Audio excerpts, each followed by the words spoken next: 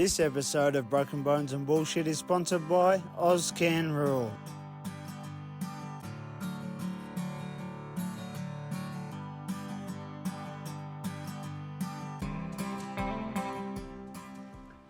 So we're down here at the Tyson's Reef Hotel in Bendigo.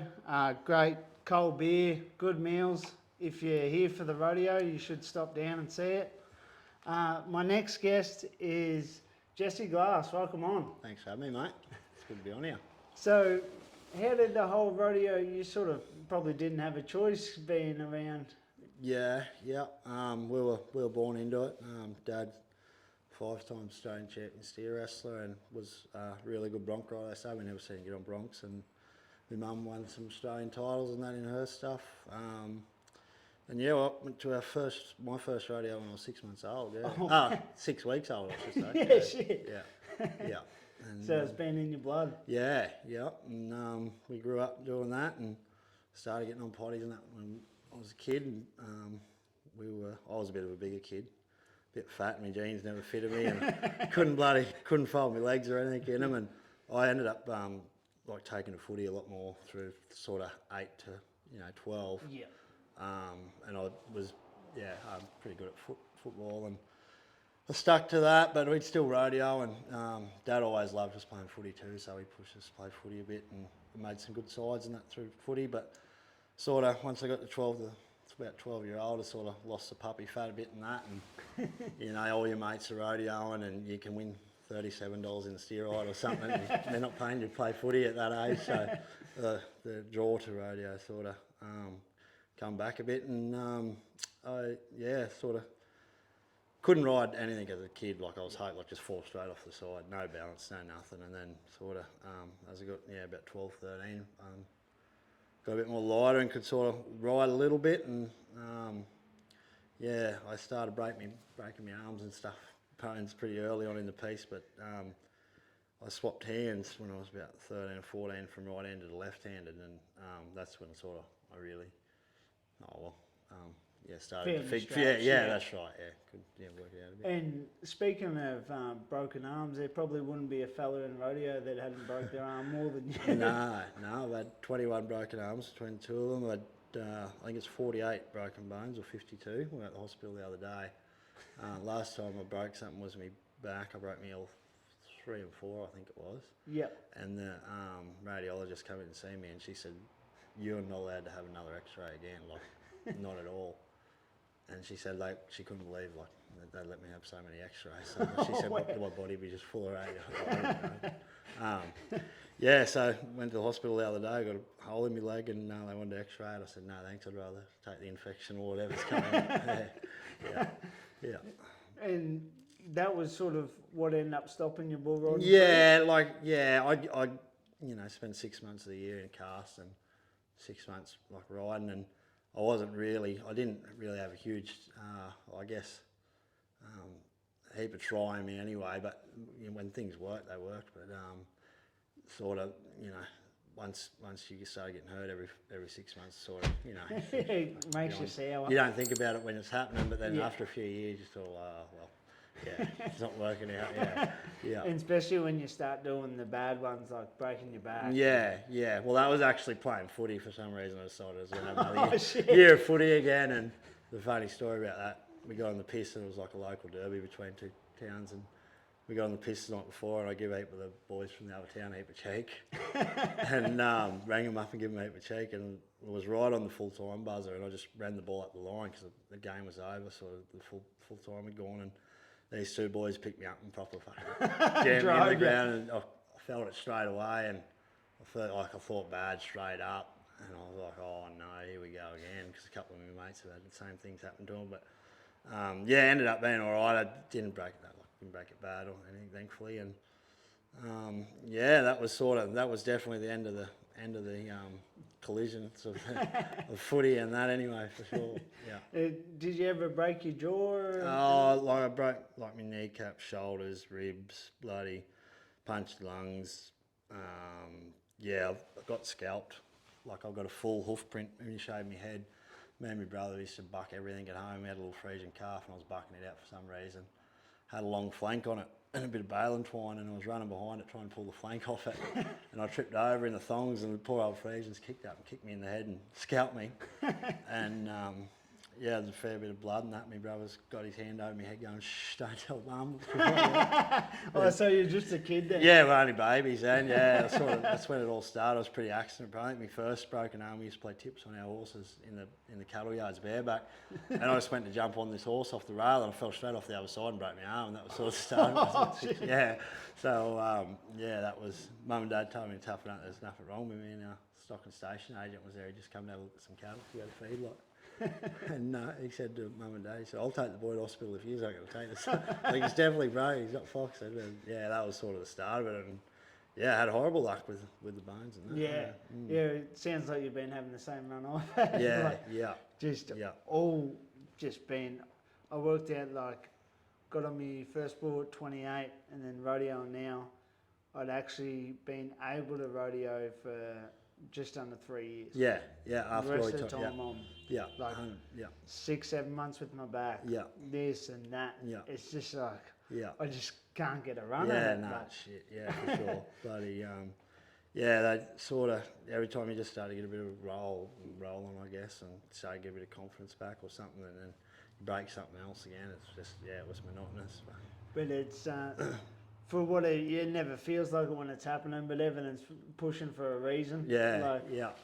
if Yeah, you weren't sort so of, accident prone, yeah. you probably would have never ended up steering. No, well, still. that's right, yeah, it's sort of all worked out as much as I would love to be a bull rider and still love bull riding. It's sort of, you know, all I think about. It's the only event I really like watching. I love bulldogging too. It sort of can relate it to bull riding as well. Take a bit of the bull ride mentality across there, and Yeah.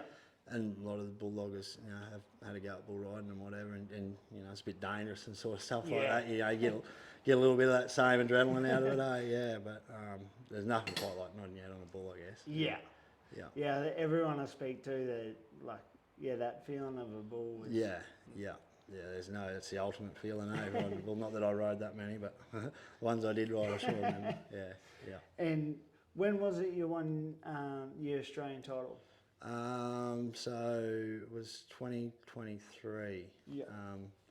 Yeah, I was lucky enough. I won the rookie, the Pro Tour, and the average and the Australian title in the same year, which is pretty cool. We went again last year and had a good start to the season, and then yeah, had a couple of real rough patches and won nothing, like fucking useless. And we ended up getting right close to it. The finals come down the last steer, and it was between 2 or 3 of us. All I had to do was bloody not break out and just throw my steer down. Yeah. And anyway, I ran the first steer and he barrier wrapped around my leg, and I got a rerun and I broke out on the last steer. But yeah, it got me a bit hungrier for this year, and yeah, we've been into them this year, and it's been going good so far. Oh, so your season's been good yeah, so far? Yeah, it's very early. I don't really like talking about it like that, but leading the season at the moment, a couple of good wins and a couple of good paying ones, and yeah, it's been good. Just I think I've learned a lot over the last couple of years, and sort of definitely I've put a lot of work in during the week. Like I wouldn't imagine there's too many people that would run in groundwork as many steers as I try and do it through the week, but it's sort of, everyone else has a job too, and I sort of treat this as my job, so awesome. I've always got time to do it. So. And you felt like you was good winning that title, but now like you're really maturing as a steer wrestler. Yeah. Like I feel as though like the first, when I won the title, I had a rough patch there for a month or two, and then last year I had a really good start of the year, and then sort of the middle of the Victorian season, I went to shit and got up north and got in with Landy and Gibbo, and started winning a heap of money, won some good paying rodeos and won a heap, and then Northern Run come on, and I just say something about that Northern Run, I went to shit, and it cost myself a lot of money, and I was playing with my own head and shit, but I think I've finally worked out how to get rid of that, and sort of, you know, I think I've definitely matured enough now and to know go and win every time. Yeah. And what sort of some stuff you have done for your mindset going into it? So I watch a lot of stuff. Like, you know, I'm interested in it, but I've never really got down to the nitty gritty of it, of like getting into the books and that, which I always do. Like listen to a lot of podcasts and stuff, but I think it's more or less, you know, it's cliche. It's people you hang with, like, you know, when I'm winning, I'm hanging with people that are winning, and Yep. you go to the rodeo knowing you're going to win. Like when I'm with Shane and Leanne in their camp, like he's won more titles. He's $1 million cowboy. You just go there. You expect yourself to win. You expect a bit more out of yourself, and then when I moved up Charters Towers with Jace Land, and they lived next door to Gibbo, and I was lucky enough they all looked after me, and I got to ride their horses as well, and they're winners too, So like we'd make sure we got in, we practiced, and we were right to go every time that the rodeo was on, And I've got right into the sort of mindset stuff. Yeah, it's more of an arrogance. I think you got to be a little bit arrogant. Like I always. So I'd never been like, other than footy, I was never like in rodeo. I'd never won any of the big stuff, or got to be the man. You know what I mean? And then when it finally comes time and you win and you're up the top, and you question yourself a little bit on like, are you supposed to be there, or you didn't really know how to handle. Like I knew it wasn't an accident, but I just every time someone would say like, "Oh, good run," like I couldn't say anything back to it because I'd feel like I was being cocky bastard or whatever. But now I someone, I read it the other day, they were talking about when people say like, "Oh, good ride" or good run or whatever, people say, "Yeah, well, because I put the work in this week and I expect to be something." You know what I mean? Yeah. Like, don't say, don't say, "Oh, I just got lucky." No, you didn't get lucky. You put the work in through the week. Because you believe what you say. Yeah, 100%, your mind does. 100%, yeah. So, because I've been listening to a lot, and I've started this thing like, because the average human has 60 to 70,000 thoughts a day. Yeah. And 90% of them are the exact same from the day before. Yeah. So, and 80% of them are negative. Yeah. Yeah. So that's why, like this thing I've been doing, and you sort of catch yourself and never speak ill about yourself. Yeah, 100%. Like, because your mind doesn't know the difference between something that's real or something that's and like people can look past that stuff, but at the end of the day, it's real. Yeah, 100%. All that stuff is real, and like. Well, and you've got to talk to any of the gold buckle cowboys, and whether they have tried to do it or it's just happened. They've got that belief. That it's and like I like to go and like the mentality, like Nathan Cleary, like playing footy, like he's on another level, but like how much work he does, but his mentality is like.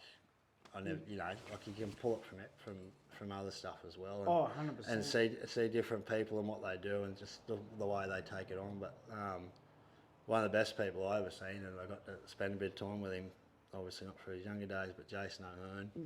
He was without a doubt the most dominant bull rider I've ever seen. Like he would dominate every weekend, ride everything, spur everything. He was fit. He was probably 5 or 6 years older than everyone else, and he'd come back from that real big injury at the World Cup, and like he met a girl from Tamworth, and she was good friends of ours, and we got to do a bit with Jace. I remember the first rodeo we went to, like me and Rogan were going with him and with Ash and Jace out to Lightning Ridge, and like we couldn't believe we were getting in the car with Jace because we were only fresh, and we got in and he didn't say a word the whole way out. Like he's the most polite bloke you'll ever meet. Like could leave him with you, feel like he's unbelievable human. Like obviously they had their fun when they were younger, like him and Jones and that.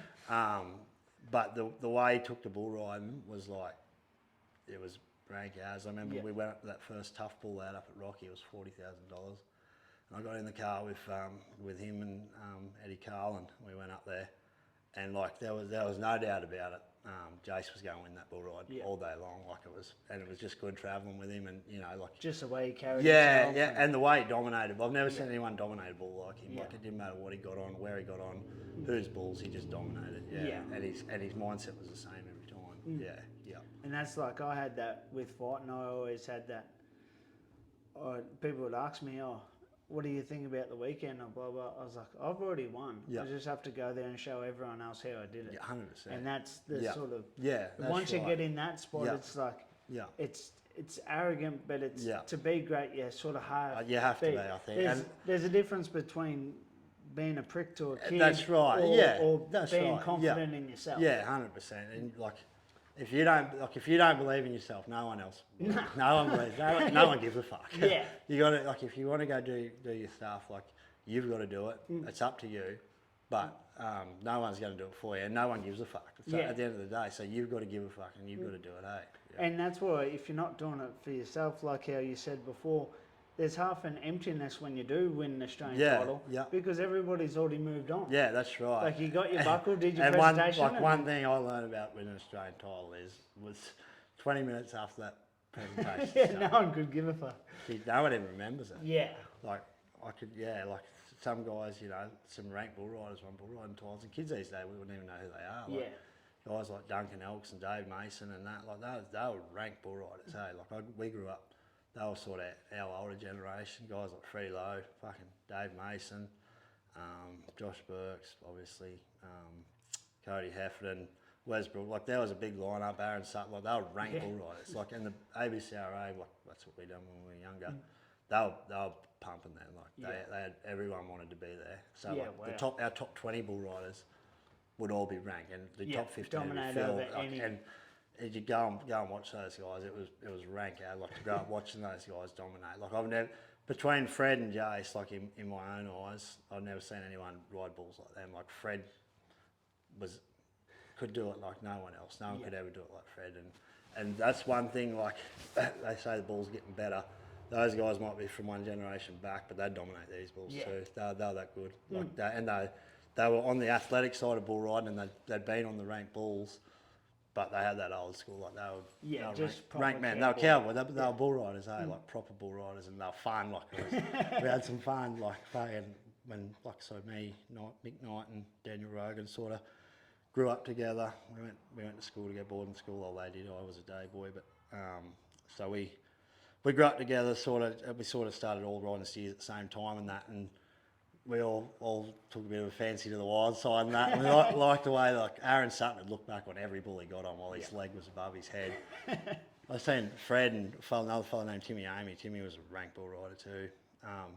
We pulled into Forbes and went to the office to pay the entries. That's when you used to have to pay entries in cash. And the boys were about a box or two his new deep. And they're about to punch on with the secretary lady because they wouldn't give the gate money back.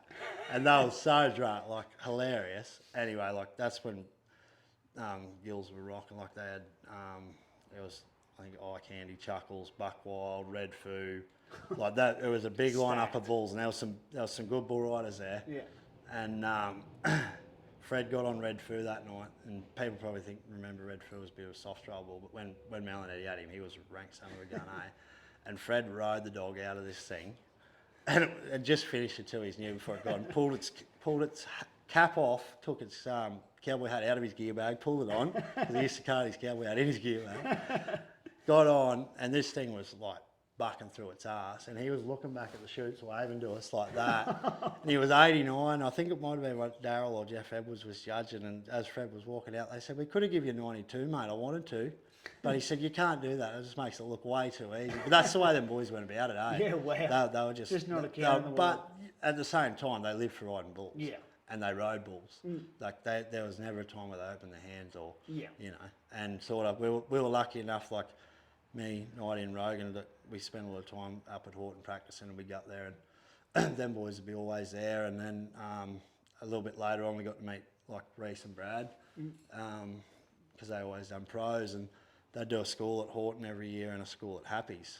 And I went to one of their schools at Horton. The boys went there the year before, and I went there the year after with them as well. And we just bucked bulls like all weekend. And those two guys there are the best teachers. Like unbelievable how they can break it down. Those schools were a good thing. Like they made some bull riders out of that. I've never seen anyone be able to teach it like Brad and Reese could teach it. They could break it down better than anyone. Explain it to everyone, but also get you in a mindset. So I remember like we were getting on bulls after lunch, and there was a fair few first timers, and they were going down, and it was sort of only me, Nighty and Rogan left, and we thought, oh fucking, so the boys started having a few beers, and we went and brought the car over, put some music on, and just started running bulls up. And this one fella actually, he was going to get on again. I think he was getting on his second bull, and it was a little bull when it was young. It was called Hook, Line and Sinker. And somehow he's ended up in the chute with it in front of it, and it was a proper savage. It was getting mauled. Anyway, I got him out, and then I was getting on. I think I was the first one getting on after lunch, and Brad came up, like just as I was getting on, there was a big old big old Brahman bull. He's just a big soft fella. I forget his name. And Brad Company's like, you're the guy that's got to kick us off now. Like everyone's gone having a bit of fun, but everyone's sort of switched off, and that he put you straight back in a mind frame. That mindset. And like them, like Reese still to this day is as maybe the rankest bull rider I've ever seen in my life. In my own eyes, I'm war chief at Canamble. Yeah. He was 91. He probably could have been 92 or 3. Like I remember my dad saying, "You want to watch some boys ride?" There would have been 100 people hanging over the chutes, and that's there was 50 bull riders there, like 50 good bull riders, 5 rounds of 10, and it's on Facebook actually, and it does its justice. But that's back like Happy had the biggest, scariest sons of guns there was. Like they'd get in the chutes, they were 8 foot tall, 3 foot bats, and they would just the first thing they'd do when they get in the chutes is look right or look left at the gate, and their shoulders would quiver. If a fly had landed on them, mate, they would know where they were. Like they were bad cats, eh? And like me and Rogan often talking about, like we remember like watching them run up, and like we were in the steer ride and that, we're like, we're gonna have to get on these fuckers one day. I don't want to grow nah, up. fuck that, I'm not one of them fuckers. Like Bambi's Blood, Bambino, Night Stalker. They ended up with one called Night Fright, another one called Catnap. They were some of the scariest bulls I've ever seen, eh? Like the old school Happy bulls, and they had just a full pen of them. And old Nakadoo, they lived at Canamble, they were the other contractor, and they had good little bulls, but their bulls were about, I don't know, 4 foot shorter, and you just hope and pray you drew one of them in the draw if you were going. But yeah, that was without a doubt the rankest bull. Like, and no one had rode War Chief. It was the baddest cat out of them all, and Reese just rode the dog out, and he kicked. Like Reese was the most dominant, like so dominant. Would always show his dominance. And then it was only a couple of months later I seen we're at Tumut, and Brad Pearce got on Hellboy of George's, and he was 91. My cousin Denver Callis, he probably wouldn't have heard of him. He kicked around with the boys a bit younger than them, but he was 90 on Phantom the same night, and it was like 3 of the rankest bull rides you ever seen in 3 nights. Yeah, and that like the difference of what it is now to what it was then. Like, you know, they only get 5 or 6 bull riders now, and you know, one might stay on, but like there was 20 bull riders that wanted to stay on. They wanted to stay on and could ride the rank once. Yeah. And and that they were definitely 2 of the rankest bull rides I've ever seen. And the only other 2 other than that would be Freddie Lowe on Holiday Inn at Scone. And Fred was blind, like Fred does. He just didn't give a fuck. I mean, he was 90. It was one of the rankest bull rides you'll see. And Jared Farley, when I was about 6 years old, we've got it on video. It's on Facebook. Gets shared every year on the Cooper Insanity. When he was 17 years old in a skull cap, like he was the first one to bring that in. He was 92, but like I could rattle off 30 or 40 of them bull riders, like Duncan Elks, Riley Gibson, like the bushy fellas, and you got Tommy McCallum, and you just roll on forever with them ranked bull riders, eh? Like there was heaps of them. But, and it was good watching, like everyone wanted to watch the bull ride now. And it's funny looking at you fellas, like you, your brother, and Rogan. You can see that old school roll through in you guys. Clint definitely got it. Like we'd go to Horton and we'd get on 6, but we get on like they're only 300 kilo little fizzy, like savage as, but. They didn't know who to chase, and they didn't have enough power to hurt you. When they jumped on, so you get on 5 or 6, there was no dramas. So we'd go up there all the time, like in practice. But when the big fellas come in, Clint had like I remember Resurrection was sitting up in the front chute for like an hour and a half, 2 hours, and Mel said, "Why is no one putting their bull rope on that bull?" And we're all like, "Fuck that, we're not getting on that," because it was like welly and fucking hooky. And Clint, he'd be the one to put on, but he'd get on anything, anywhere, anytime. Like he sort of would have fitted in right with them guys a lot more, too, and he's still but he probably never put as much work into it as he probably could have too. He could have gone a long way, like he's always just been a happy go, who gives a fuck, but he doesn't even put boot ties on his boots. His boots fall off half the time, but natural ability and go to him, sort of that JB sort of style was always his go-to, and that's sort of how he built his name, I guess, but I wish I got a bit more of his grunt, but I got the size anyway, so but he can fucking bulldog too. That's the worst thing. One of them naturally talented sort of blokes. Is he older or younger? Yeah, he's older than me. He's 2 or 3 years older than me, but he definitely got the talent when it comes to. I seen him at that 60 gram bull ride. Yeah. And there was a big hang up going on, and he'd have taken his boots off and just jumped the fence, run Yep. this down, pulled the hang up out, Yep. jump back up. Yeah. just Well, go. he'd have to bullfight for us. Like sometimes I'd just go up there because he was living there with him for a bit, and sometimes I'd just go up there, and he'd bullfight and then go and give. Like he got him 5 or 6, 7, and but we were pretty lucky for a couple of years. Like we were hitting him out pretty hard. Simon Batts was living with him. He was a bullfighter. He was a freak. Probably one of the best I've seen. Yeah, Like I've seen some really good bullfighters, but like natural ability and read them bulls and that. Like he was a freak. He ended up getting pretty hurt. A buggy rolled on him and broke his back. But I remember the first time I seen him. Him and Jared Bagheero come down to this pub bull ride at Malali. And it was a fucking show. Like it was right at the end of them old boys sort of going. It was a proper pub bull ride. There was fights and like, just a good and there was quite a few like little contractors getting in and around and getting a bit of breeding and that. And they all had speedies. Everyone wanted speedies, and they ran fucking all their speedies in for like I don't know. There could have been 40 bulls or something. And that boy like Batsy and Bagheero, they had their work cut out, but they were a ranked team, and. Him and Dean Berry ended up doing all sort of Mel and Eddie shows too. They were a really good team when they were together. But like we were lucky in that way that we always sort of had someone there to bullfight for us and that. But like I said, most of the time they were too savage. Yeah. They didn't know who to chase. But, Yeah. But Mel had them that educated that so when they'd run up the race itself had a front gate on it, like obviously race length wide.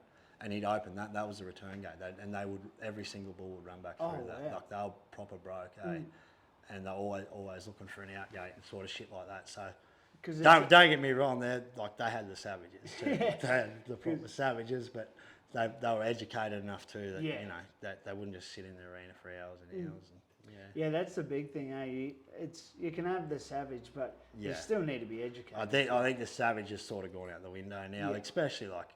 With the way how far bulls are coming, you know what I mean? Like no one's got time for a flat spin and savage, and no one wants to get on it. Yeah. And like they're just I guess shit to handle and all that, and it just makes they're hard work, aren't they? Yeah. I'd rather have 20 booms. Yeah, 100%. Yeah, 100%. Yeah, that's sort of. And we're sort of spoilt now. There's so many bulls around. Well, you don't have to put up. And really, like you have to be pretty fucking useless if you can't get a bull to buck, because pretty much every bucking bull in Australia is now his grandma and grandfather were buck and bred. Yeah. So if the bull don't buck, it's usually probably you doing something. Like 10 year ago or 12 year ago when there was still a bit of half breed and that coming through, you might hit and miss a few, but now you should get a pretty good strike rate. It's probably just the way you handle it. And you listen to them guys like Rusty and, them good bull handlers. I've been around like quite a few of them. Bear and Bomber Bailey are actually some of the best bull handlers I've seen. I lived at Blackall when I was 15 and I'd go out there and get on bulls all the time. I'd probably got on 150 bulls when I was living up there for about 10 months. I rode about 2 of them. But they had some of the rankest bulls I'd ever seen too. Like that was a pretty big spin out to me. But them guys that had their bulls educated and the way they buck way more and way better. And Ryan and that, like they've always shone because of the way they handle their bulls and how their bulls are handled. And you sort of it's something you can't teach. It's something you know. Yeah, they've got it in you, and just spend enough time to work. And I'm all for buying bulls and getting into it. I think it's great for our sport and that, but at some point, like you got to know what you're doing and have a little bit of bull riding knowledge, sort of know what they're going to get on, know when bulls getting heavy and sort of stuff like that, or when he might need a change up or when he might need his head cut off. Is a thing to. I've been lucky enough when I got into bulls not having that background. Yeah. But I had Gary to call. Yeah. So like I had this Brindle fella and he was bucking real good, and then all of a sudden he sort of was getting flat and not that good, and I sent it to him as soon as Gary watched it. He goes, "Oh, he's hurt his back." He said, get rid of him. Anyone that sort of does that, they're not going to get better. Yeah. And that knowledge is like so you can't teach it. No. And like that just comes with years of being around it, doing it, and sort of anything with rodeo. Like it's got to be your life if you want to be good at it, I guess. But and that old saying that people like Gary and Ron and that they've forgotten more than most people know. Yeah, 100%. That's true. Yeah, like 100%. it's amazing what they've. Yeah. If you've been rodeoing that long though, you got to be an idiot not to learn Yeah, as much that's as right. they have. Like, Yeah. But And no, like- it's like the bull. Like it's bad for the Cowboys, I could say, 'cause I don't have to get on. I'm too big a puss. But like, there's some rank bulls hitting about at the moment. Like fucking unbelievable. Mitch bucked this bull the other day. He took a pen of bulls to Miranda, just the ABCRA rodeo. It's near Tamworth, and they probably got 10 bull riders. There was some good guys there, like Tommy Hudson and Clint, and there was like 8 or 10 good bull riders. And these first 4 bulls bucked, and I said to Mitch, "Holy fuck!" And he said, "This is a C pen." And I was like, "Well, where are A and B, and what are you waiting to do with them?" This bull that Tommy Hudson got on called Dingus, I think it was first trip in the Open, might have been his first trip. This big red bull, it had been 850 kilos. That was one of the rankest trips I've ever seen a bull have in Australia. Like fucking unbelievable. I think there was three little black twisted horn bulls he had in the pen with them, and they were just crusties. I think Chris Wilson was 86 and won the bull ride, but them other ones you don't want to have your hammer caught. And I was like, well, I hate to see what A and B are doing, 'cause, yeah. But Mitch is another guy. Like, he's just got, and he doesn't keep shit. He's only, and I don't know. He's probably killed some of people's probably best balls, 100%. And he ain't got no heart for him either. If they piss him off, Mitch is like. Yeah, But the best thing about Mitch is he wants his bulls to buck, and obviously every contractor wants to see their bulls perform and win. But he's giving the Cowboy every chance, because if they're not kicking and spinning underneath themselves, and when you say that, people think, oh, kicking and spin like the soft ones. No, they kick and spin doing 360s. Mitchell's bulls go over their heads, but they're not them big long. no, but there's you know what I mean. Like rule of thumb, if you're riding them properly, like you should be able to ride them all day. But they're bucking sons of guns too. But everyone's got a pen of bulls at the moment. Yeah. Like fucking Keeler's at the finals, they were unreal, and Ryan's bulls he's got a fresh pen come through. They're bucking fresh, but they can all buck, eh?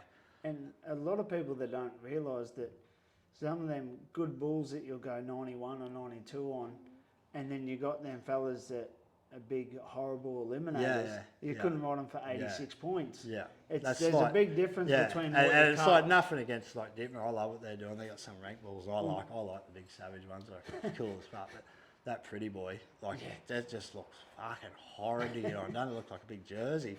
Not to run the bull down, but like, you know what I mean. Like he'd be hard to ride that bull. Like the degree of difficulty would be there, definitely, but.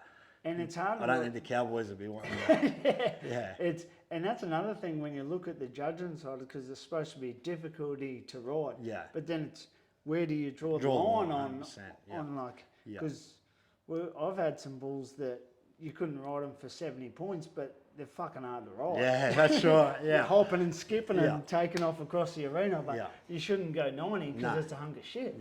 Yeah. But I can say all I want about bull riding, but I try and keep my mouth shut about it, because I ain't got the ticket to get on them no more. And even the blokes that get on and pull their hand out every weekend, well, you're still getting on. It's still a number, and the boys are probably happy to get a bit of yatta back, I guess. But it's pretty like she's a man's sport, and you get found out pretty quick. Yeah. Whether you're man or mouse in bull ride, like it's one of the only you can't fake your way through it. Not at all. And I started doing it pretty bad myself, but there's only one way you get your hand out of the rope, and it's letting go, sort of thing. You see them fellas, like them good bull riders, they always get bucked off in the worst positions, slinged around upside down because their hand's still shut. Yeah. And the guys that get away clean every weekend, you're like, you're probably not trying that quite that hard, but anyway, you're still getting on, so I'll give you the credit for it. Yeah. It's like we were speaking about just the good bulls. Even had to look at Bundalong between me and Bryden Gills, and then there was another fella that had bulls there. I can't remember his name. Tristan Howden. He's got some really good bulls too. Yeah. Like that Penna Open bulls wouldn't miss place at anywhere. No, like, shit, no. It was ranked. Yeah. And good cowboys there too. There was, and like that's like that's I don't know. It's it's hard going bull riding. It's a hard game. It's the hardest game there is. Like me and Bryden were sitting down and going through the bulls that were in that draw. There was 6 bulls in there where you could go 90 points on. Yeah. And that's just at Bundalong. Yeah. Like Bundalong's still a good rodeo, but like we're doing Australian contractors are doing that all across Australia nearly every weekend. Yeah. I will say one thing, I like living in Queensland for the last few years, and especially around Rocky and North, there's a crop of kids coming. Yeah. And they've been coming for about 18 months, and I hadn't been home, and I was like saying to a few people, I think Queensland got the tougher kids, like, don't get me started on the mini bull run, but anyway, I come down home like the last couple of months, and there's probably 10 kids here. I went to announce one of them BBAs the other day at Orange, and a few of them kids were there, and I've been to a couple of them bushy rodeos, like, back to doing a few ABCRA rodeos, and there's like 10 kids there as well. There's Bailey Searle, Ashton Sweeney, I'll forget a heap of them now, but like they're nearly on par with Matty Ahern and Jet Diplock Barron and all them kids up there in Rocky. But like that, there's bull riders coming to match those bulls, but they're just about a year or two off. And hopefully they do it right, and don't get on too early, because that's what happened to a heap of like them real good bull riders like Tommy McCallum and Burks in that. Like Burks had a pretty long career, but his shoulders were like, his body was fucked by the time he was 15. So was McCallum. Well, just getting on bulls. Getting on open bulls at 14, like, and proper open bulls too, like not just catting about. Like they were getting on big heavy hitters and that, them boys, like, and riding them too. But it takes a toll. And like, well, a male doesn't stop growing until you're 21. No. So if you're crueling yourself that young, you're not going to have the longevity. Yeah. And it's like Tommy McCallum. He won a couple of Australian titles, and he was one of the best you'd ever see. But his career was just fucking gone. You know what I mean? And like, he's still, like, he's only 30, not very old, 33 or 4. He like, his hips are fucked, his back's fucked, everything's fucked. And now he's been going to Campbell Hodson's place, and he's got himself a rope and tie horse. He's going rope and tie now. I was like, looked after himself, he'd probably still be riding them. But that was their mentality back then too, I guess. Yeah. And you sort of need that too, because but then also I've had Sam on, and he was lucky enough to like have his old man and that just and held him back and really looked after him. Because unless you've been through it, you don't know who to hold back and push, or because in your own head, like, am I just being a pussy? Or if you got someone older that you respect, it's like, no, let's hold you back. All the talent's there, but like, you may as well have a long career instead of gas out too early. Right, yeah. And the other thing, like, pretty much every kid in Australia that's any good is in America now. Like, there's a lot of Australians in America, so much and you can't blame them for going. Like, we're losing all our cowboys, but they're going to do bigger things. So it's good. It's good in some way, but there'll be 15 bull riders over there at the moment that young guns, that can come back and ride at any time. But you just got to look at Brady Field. Oh, he's a machine, mate. Ozcan Rural, providing Southwest Victoria with everything related custom sheep and cattle yards. Get in touch with the fellas via email ozcanrural@gmail.com. That's AUS, can like the one you drink, rural@gmail.com. Building fences straighter than your local politician. So you've done a fair bit of commentating.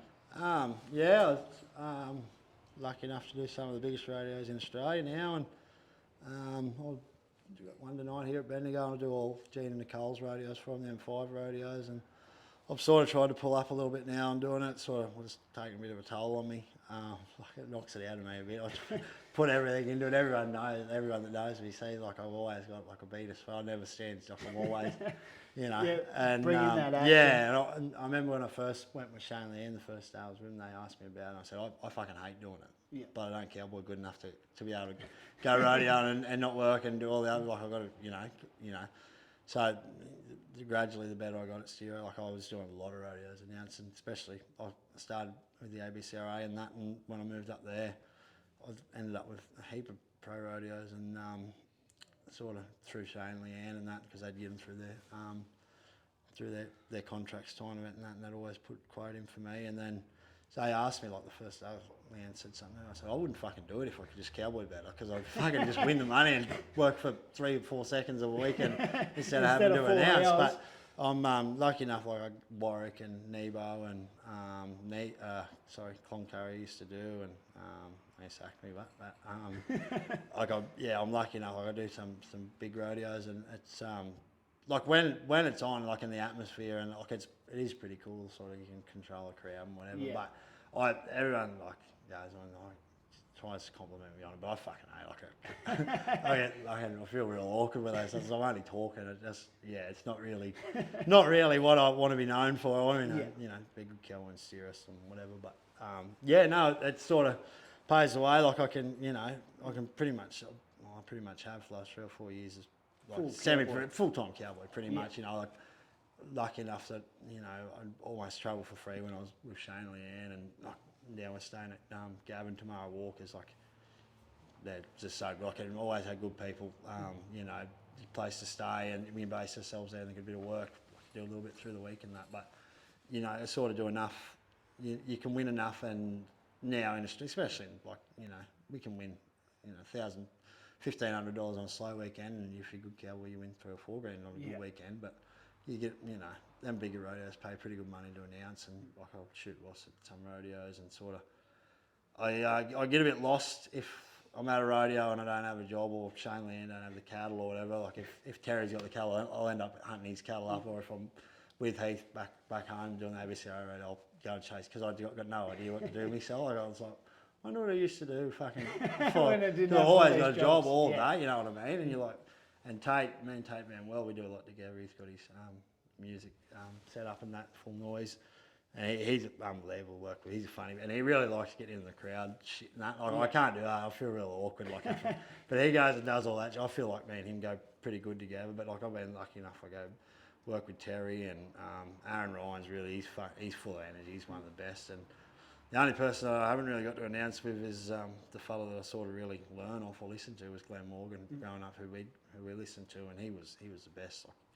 He could do a rodeo without music. His voice sounded that good. He knew everyone. He knew the points of everything. Like, he was just so professional, and he still is. He's a little bit older now, Morgs, but I was trying to get him to do Nebo with me this year, but he's got a PBR on. But Alan rang me. I was going to start doing a few PBRs and that, but it doesn't really work for me, because I need to go and chase this. That's not, you know what I mean. Like maybe when I'm done to keep me about, but which would be good. Like I like going to PBRs and whatnot, and they're a good show, especially at them indoors and that, and the cups and whatever. But when the time comes and I'm not doing my own shit, definitely. But for now, I get a phone call and I'll usually forget about it, and then they'll ring me and you coming, and I've buggered a few people over with that one, because I don't write anything down. Usually I'm just going to them when I'm there.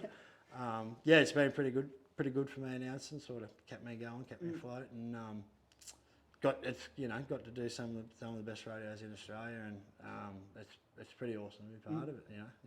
And that's why when you're like, oh, do you want to do it, or during the week, I was like, well, you're here, may as well just fucking grab you. Because I know what it's like. You just always got something. And 100%. Yeah. So you may as well, if the opportunity's there, just grab it. But so lucky enough, Jan and Nicole give me their rodeos this year, and I'm only doing the mains for them, so I can sort of save myself. But I'm steer wrestler again tonight, and another guy, Matt Burns, he's sort of just started. He's doing the slack in the junior rodeo, and he'll just jump in and give me a hand when I'm competing and warm my horse up and get on and get straight back into it. She's pretty full on when the rodeo starts, but I try and do the best job I can to get the crowd going, and pride myself on knowing a bit. Like usually, I know a little bit about everyone and know the events and what stock. I'm pretty good with my stock and time and cattle, and know what they're drawing, so you can sort of see what's coming. And you see, you get the best view in the house without a doubt. You see some pretty cool stuff, and you don't miss anything at the rodeo, that's for sure. See a bit of drama and all the other shit too, but it's like that at Bundalong, you weren't commentating, so you were there shoot boss. Well, I was supposed to be commentating there, but got a bit hectic and pretty big entries, and if you don't have a good shoot boss, rodeo goes shit. And I've probably seemed like a bit of a fuckwit the last few rodeos that I've shoot bossed at, because I've been going crazy, but they've been huge performances, like 36 Bronx, 12 second divisions, and 2 rounds of 12 in the open, and then 7, 8 barebacks, then 2 rounds of second division bull ride, then timed events, then open bull ride as well. Like, you got to pump it through, otherwise the crowd just goes home. And you wanted to stay for the open bull ride. That's what they're all there for. So, like, especially with the Bronx, it's a hard one, because they're so more precious than bulls. Like, and you do got to take your time with Bronx, and there's no doubt about it. But Gary was good, and so was Eddie. Like, you know, get your back flanks on, boys. And I was yelling and screaming and cussing, but sometimes you got to do that. And the best shoot boss I've ever seen, and probably the biggest fuckwit everyone thinks is at rodeos is Gary Longley. Yeah. He doesn't do many. He does Warwick, and Warwick's never run not on time. Yeah. And one thing I've sort of learnt from him with shoot bossing is they're not your friends, because that as soon as you start being friendly with them, they think Take your the mates. piss. They'll take the piss. Fuck that. Be a CUNT and be arrogant and do what you got to do to get the rodeo done. Then go and be mates. Like I give poor little Matty a hurt. I give him a spray last weekend, and a couple of fellas I know they didn't, but they were trying to tell. I was like, you boys aren't telling me, and I give them a proper spray, and they probably thought I was a cockhead. But as soon as the rodeo started, I go and say, well, sorry boys. But you're there to do a job. There was one bloke getting on that bull. He decided he was going to start changing rounds over the last couple of rodeos. So he changed last week, the week before, and I was like, you got to go see the judges and shit. Like, it's more than just saying you're going to change rounds to swap with a fella. So anyway, he's going to do it again last weekend. And I said, hang on a minute, why are you swapping rounds for? He said, I just wanted to go last round. He must have thought he was all right. And I said, well, that's your ball in that shoot right there. I'd suggest you get your fucking Spurs and best on, because you're fucking next, brother. And he looked at me like half stone mullet. I said, you ain't doing that, pulling that fucking shit. You don't swap rounds with anyone. There's draws for a reason. Yeah. Anyway, he's gone to fly on this ball and whatever, and the slats between the shoots were about that wide.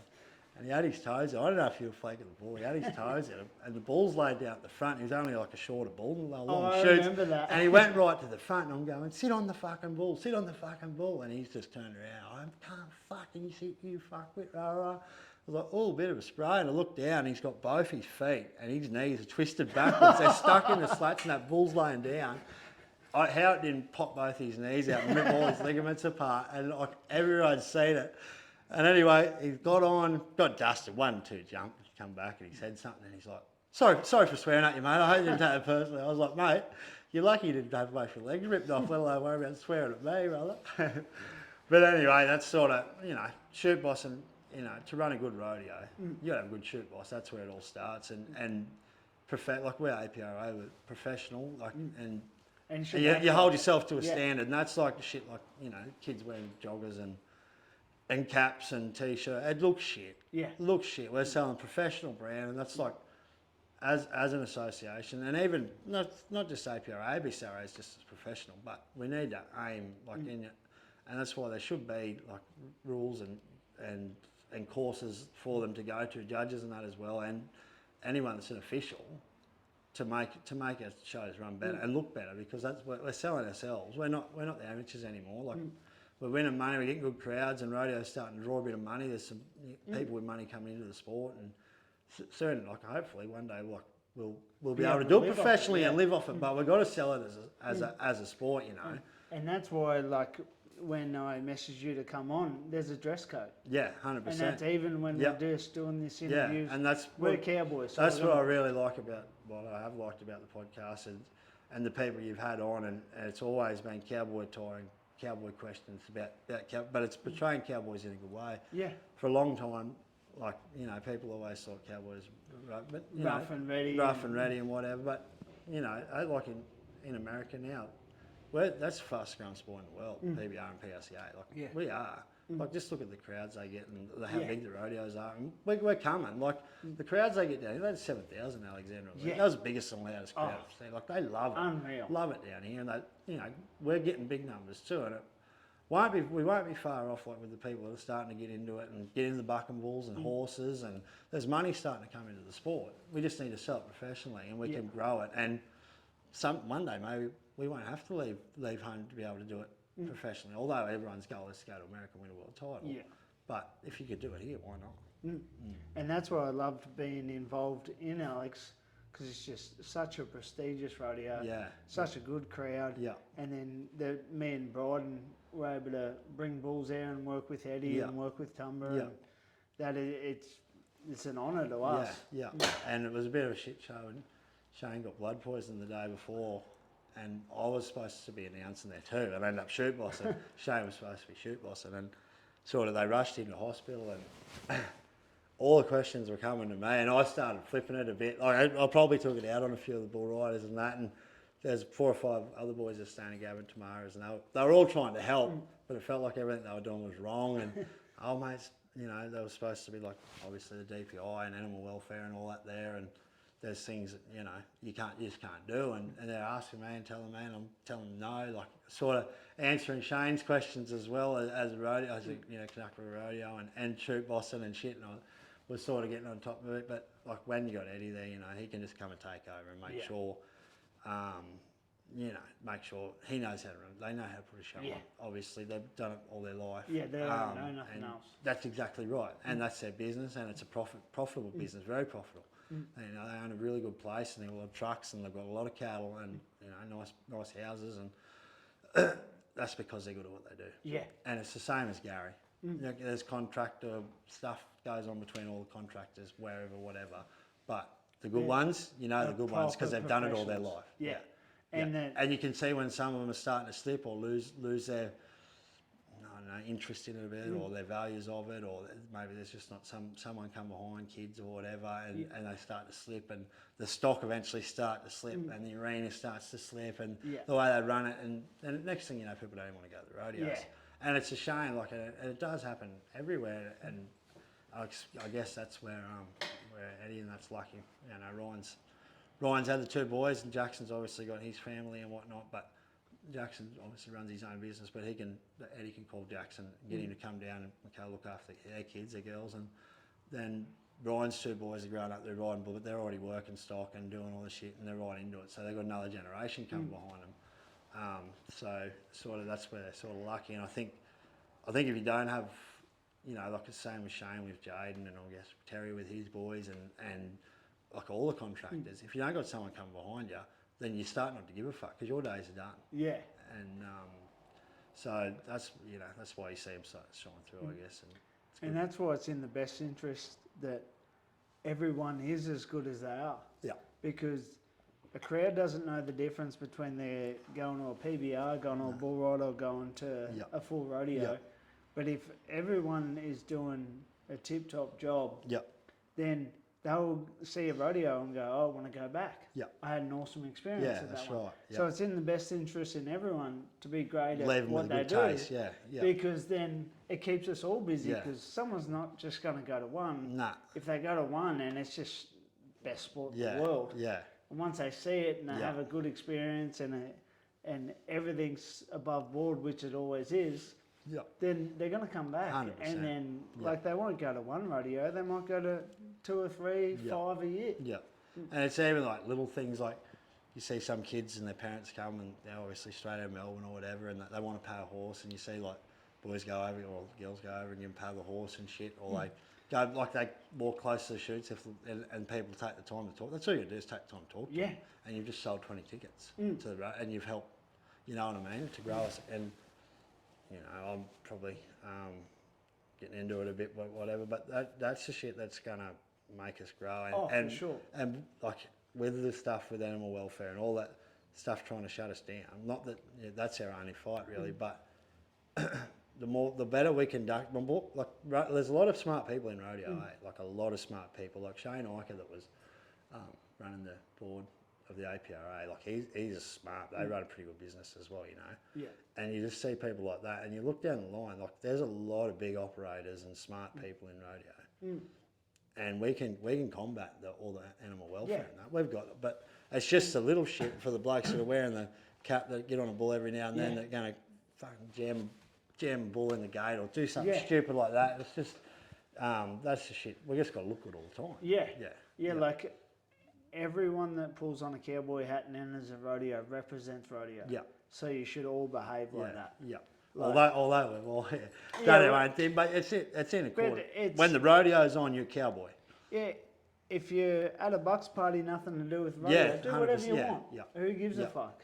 But if you're at a rodeo with a cowboy hat on and an entry paid, behave the way that everyone expects. And more or less like animal welfare. That's our, and we can say it as much as we want. Our stock get looked after better than any other animal athlete anywhere, and we can tell them that as much as we want, but we got to show them as well. And it's like I got asked in an interview about it, and I said, I don't know why you asked me that, because I never see in an interview in the racing industry them Yeah. ask that, Yeah, and they have more fatalities than we 100%. do. Yeah, So I'm like, yeah. it's not a thing. No, it's Like, not. and No. that's the way I treat it. Yeah. Like, it's just, I'm not even worried about it, because you obviously haven't been around Yeah. enough to actually To know, to take time and know, yeah. Like, it's, I don't comment on the LTGB, whatever Yeah, it is, shit like because that. I don't Yeah, don't care, give and a I fuck, got yeah. nothing. Yeah. I don't know anything Means about nothing, it. yeah. So, Yeah. like, Yeah. and I'm not going to comment on that until I'm educated on it, and Yeah. I couldn't give a fuck. Yeah. So, like, Yeah. and I think if people treat it the same, come to my practice days, come to wherever. I'm not hiding nothing. No, yeah. Come behind the shoots, come in when I'm loading balls, have your phone on the whole time. I couldn't care. I'm Yeah. not doing nothing. Yeah, Like, that's everything's right, yeah. runs On good. board, yeah. Yeah. Yeah. Like, everything's smart. All the bulls know Yeah. what they're doing. Yeah. Like, Yeah, that's the thing. The animals are smarter than us. Half. Oh, yeah. Like, them longhorns are shame. It's like, if you put them all out in the arena and you back the truck just to a race, and they've got like an aluminium ring, you sit on no sides or nothing. If you just opened the gate and walked away, they'd all load themselves. Yeah. Straight, like no shit, hey. Like, and it's same as like Eddie stock. They know how them horses know how to load themselves. Like, I've loaded their trails more than that. Like, the bulls are scary, but they know how to load. Yeah. They're educated, eh? And they are smarter than what you think half the time. And they enjoy. There's no question about it. They enjoy their job. Oh, eh? they love They love it, especially them. Well, because you just got to look back to, it's probably the most, I use him as a reference because everybody knows him as Chainsaw. Yeah. The times he got rode, he'd wait at the outgate Yep. to leave, and then when he'd buck the cowboy off, He he'd knew. do his victory lap. Yeah. 100%. So it's just like, well, Yeah. people think they're stupid, they're not. No, they know And- what they're doing. And you just got to own any livestock, and once they get over one piece of fence, even if you fix that fence, the next time you They're run them going, out, they'll yeah, run straight 100%. down there and have a look. Yeah. They're not silly. Exactly right. Yeah. There was one bull, bitter and twisted. Fella from Wingham, Daniel Nash, but he was with Fitzsimmons brothers. They were carting him, and he was big, horrible, but like out of line. And I think Ben Jones was the only person to ever ride him when he come home for a cup. He was like 85 on it. It was tough to ride. But like 2 or 3 years in a row at Musselbrook, the same corner, he jumped out of that same arena. Oh, wow. Yeah, no shit. And ran this poor old lady over that. I don't know whether she was a timer, like at the time of an end, or her daughter was or something. She used to sit in the same spot, run it clean over, like bad, old, like in a chair and that. And that same bull done 2 or 3 times, like same spot, you know what I mean? But yeah, I've Don't take him back. no, yeah. Seen some pretty mad shit bulls jumping out. Like the year that bull of Matt Adams jumped out at the Bushy finals in the junior bull ride. Berryman was on it as it's jumping out of the arena, and I think Lincoln Brown and a couple of others were bullfighting, and they got hold of it going through the A-Let, smashed the front doors. Then it was down at the on the Longyard golf course. Eh? It was a bit of a fucking show. And that's when they put panels up then instantly. They never ever give them another chance. Yeah. But they never fixed that corner at Musselbrook. That will keep jumping out. Yeah. Well, that was first open bull ever covered was Musselbrook. There you go. Yeah, right. Yeah. Yep. Yeah, I got third, and Cody Heffernan won it. There you go. That's not too bad. Yeah, Come on, Effo. it was a black bull. I don't know who owned him, but he was grouse just into my hand. Yep. Like, he wanted me to stay on, which helped. Yeah, yeah, yeah, yeah. but Now, how long ago? would be 5 years ago. Sunset Boulevard, probably.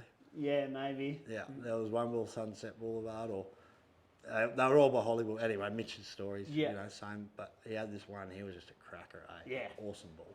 And He just he was took right there and yeah, just carried up and down, Yeah. and yeah, even the shit bull rider's got a good photo of him. yeah. Yeah, no, he's a good bull. And what's next for you? Chasing Chasing a I few more? Yeah, this is what happens every year. I say I'm going to go do more, which I want to do. And then I come down here and I start winning, and I get in front and I start thinking, I might back off just a try bit. and win that, But I'm going to make myself, I'm going to go overseas, and I back myself to the best of my ability. If I can get mounted, I think I'll be able to win over there pretty good. Yeah. I think Yeah, awesome. So that's world titles next. I believe I'll be able. I believe in myself enough that I'm where I'm at now. Like, especially just the more I've learned about horses and riding different horses, and Spent a lot of time around Campbell Hodson, taught me fucking heaps, just listening to heaps of shit, and with Shane obviously as well. And I think I've got over that part where to get stuck in a rut. I used to really get stuck in a rut and couldn't get out. I think I've found my way out of that. And yeah, if I sort of just paying along, getting a bit of money behind me, and I think at the end of this 3 months, and I might do Sydney show and just try and piss off and have a go at it and see what it's like. Yeah. But Or you can always come back. yeah, that's right. Yeah. And like honestly, I'm not doing anything anyway. Really, I'm only rodeoing here, and I'm not bearing down trying to buy a house or anything. So Yeah. go over there and give it a go. I don't got a girlfriend or anything. I've got nothing holding me here, so I might as well go and do it. And sort of it's the life I like to live anyway, being on the road, and it's what I want to do. So And then be able to go over there and do 100 rodeos a year. yeah, and it's a bit like a lot of people see it, and obviously it's a huge thing, and I've never actually been over there bulldogging or whatever, but I back my ability to be able, if I can get on the right horses and meet the right people, that I think I'll be able to do it once it gets going. And obviously it's going to take time and money, and just see how dedicated I can be and stay down. But that's the end goal is try and get over there. And I always felt like I wanted another one after I won the first one, and then I often think to myself, well, maybe there's more than this as well. But unless you go and try it, you're never going to find out. Yeah. And you'd hate to get to 40 and look back and go, geez, I wish I and had like to I've go. been doing this for two years now. You know what I mean? It's time to go, and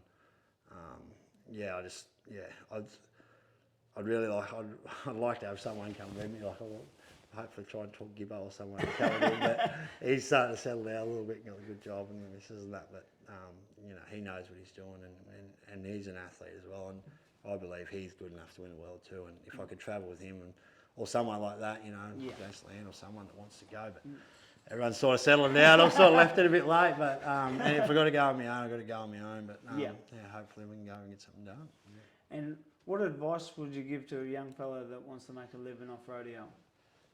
Yeah, well, just ask yourself how bad you want it. Yeah. Like seriously, like it's cliche, but if you're half-assing about it, like there's days I'm guilty of myself. Oh fuck, I'm not practicing today. Oh fuck that. Right. Go and do it. Just go and do it. Get up and go and do it.